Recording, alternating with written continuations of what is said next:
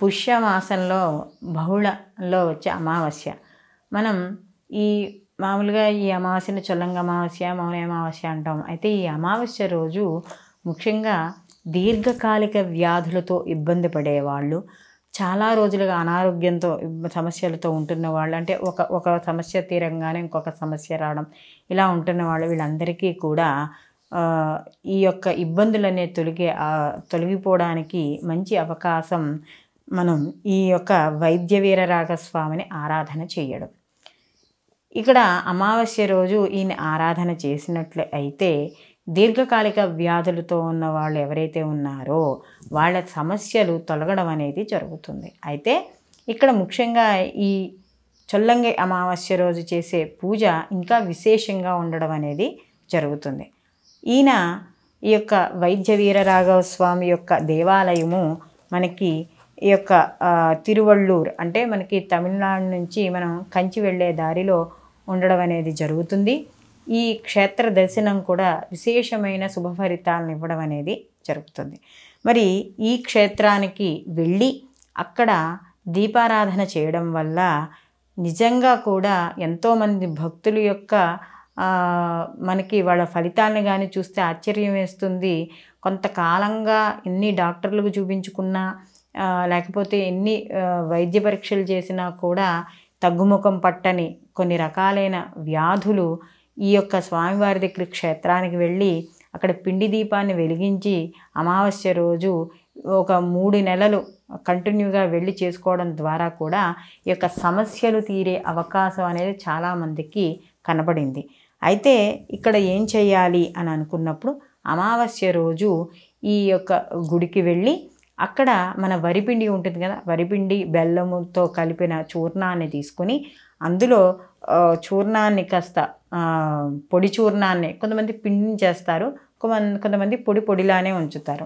ఆ చూర్ణాన్ని చుట్టూరా గుంటలా తయారు చేసి ఆ గుంటలో ఇక్కడ ఆవు నెయ్యి వేసి మధ్యలో కుంభవత్తి వెలిగించి ఈ యొక్క మనకి వీరరాఘవ స్వామి యొక్క అష్టోత్తరాన్ని వాటిని చదువుకుని చేయడం ద్వారా ఈ యొక్క సమస్యలు, అనారోగ్య సమస్యలు ఏవైతే ఉన్నాయో అవి తొలుగుతాయి. మేము అంత దూరం వెళ్ళలేము అని అనుకున్న వాళ్ళు హాయిగా ఇంట్లోనే చేసుకోవచ్చు. ఎలా చేసుకోవచ్చు అంటే మనకి ఈ వీరరాఘవ స్వామి యొక్క ఫోటో మనకి నెట్లో డౌన్లోడ్ చేసుకుంటే దొరుకుతుంది. దాన్ని డౌన్లోడ్ చేసుకుని మనం తెచ్చుకొని శుభ్రంగా మన యొక్క పీట వేసుకొని పసుపు రాసి బొట్టు పెట్టుకొని ఆ స్వామివారిని అక్కడ మనం స్థాపన చేసుకొని ఈ యొక్క స్వామివారికి మనకి షోడశ ఉపచారాలతోనూ కూడా పూజ చేసుకోవాలి. ఈ వైద్య వీరరాఘవ స్వామికి పూజ చేసుకుని ఈ నివేదన కోసం మనం వడపప్పు, పానకము ఇలాంటివి నివేదన చేసుకోవచ్చు. మనకి పళ్ళు, ఇంకా కొబ్బరికాయలు, ఇంకవన్నీ మన ఇష్టం అన్నమాట. కానీ ఏంటంటే ఈ యొక్క దాన్ని ఏమిటంటారంటే ఈ పానకము, వడపప్పు మాత్రం తప్పనిసరిగా చేసుకోవాలి. అయితే ఇక్కడ ముఖ్యమైన విషయం ఏంటంటే ఉదయాన్నే లేచి ఇక్కడ శుచి అయ్యి తలారా స్నానం చేసి శుభ్రం, అంటే మనకి పరిశుభ్రమైన బట్టలు ధరించి ఇక్కడ స్వామివారికి సంబంధించిన పూజకి సంబంధించిన సామాగ్రిలు అన్నీ సిద్ధం చేసుకోవాలి. సిద్ధం చేసుకున్న తర్వాత ఇక్కడ స్వామివారికి సంబంధించిన నైవేద్యానికి బియ్యపిండి, బెల్లము, ఈ యాలకుల పొడి ఇవన్నీ కలిపి చూర్ణాన్ని అందులో ఆవు నెయ్యి వేసి, అంటే ముందర ఇవంతా కూడా ఒక రాగి కానీ ఒక ఇత్తడి పళ్ళెంలో కానీ తీసుకుని ఆ ఇత్తడి పళ్ళానికి పసుపు రాసి బొట్టు పెట్టి అందులో ఈ చూర్ణాన్ని వేసి ఒక గుంటని ఏర్పరిచి ఆ గుంటలో ఈ నెయ్యి వేసి, ఆవు నెయ్యి వేసి, ఒత్తి వేసి, కుంభవత్తి వేసి అక్కడ దీపాన్ని వెలిగించాలి. కొంతమంది పిండి దీపంలా వెలిగిస్తారు. అంటే పిండి దీపాన్ని చేసి ఆ దీపము పూజంతా అయిన తర్వాత, కొండెక్కిన తర్వాత ఆ యొక్క ఒత్తిని తీసి ఆ యొక్క చూర్ణం ఏదైతే ఉందో దాన్ని తినేయడం కూడా జరుగుతుంది దీపం కొండెక్కాక.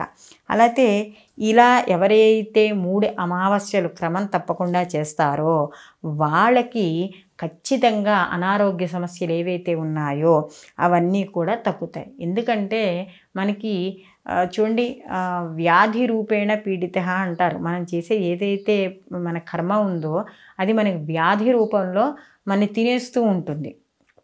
కాబట్టి ఈ యొక్క కర్మ ఫలితాన్ని తగ్గించుకోవడానికి చేసే ప్రయత్నమే ఈ యొక్క మనకి వైద్య వీరరాఘవ స్వామి వారికి చేసే పూజ కనుక ఈ అనుకున్న పని పూర్తి అవ్వాలి ఆరోగ్య సమస్యలు అది ఇంట్లో ఎవరికైనా చేయొచ్చు. ఇప్పుడు తల్లిదండ్రులకు బాగుండదు, పిల్లలు చేయొచ్చు. పిల్లలకు బాగుండదు, తల్లిదండ్రులు చేయొచ్చు. భార్యగా బాగుండకపోవచ్చు, భర్త చేయొచ్చు. ఎవరి గురించి ఎవరైనా వాళ్ళ యొక్క సంకల్పం చెప్పి, వాళ్ళ పేరు చెప్పి, ఎవరికైతే అనారోగ్య సమస్యలతో ఉన్నారో వారి పేరు చెప్పి చేయవచ్చు. దీన్ని ఇలా దీపారాధన చేసుకునే పద్ధతి.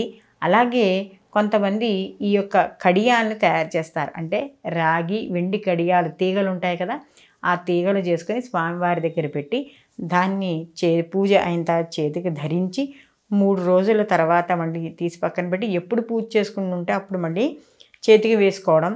ఈ యొక్క అనారోగ్య సమస్య తీరిన తర్వాత దాన్ని ఈ యొక్క తిరువళ్ళూరుకి వెళ్ళి ఆ యొక్క స్వామివారికి సమర్పించడం అనేది జరుగుతుంది. ఈ పూజలో ఈ యొక్క వీర వైద్య వీరనగర స్వామి యొక్క అష్టోత్తర నామము, అలాగే అమ్మవారు కనకవల్లి తాయారు ఆవిడ యొక్క అష్టోత్తర నామాలు చదువుకుని మనకి తోచిన విధంగా మన నివేదన చేసుకుని స్వామివారి యొక్క అనుగ్రహము పొందడానికి ఎవరైతే ప్రయత్నిస్తారో, ఇందులో ముందర అన్నింటికన్నా ముఖ్యమైనది భక్తి, శ్రద్ధ.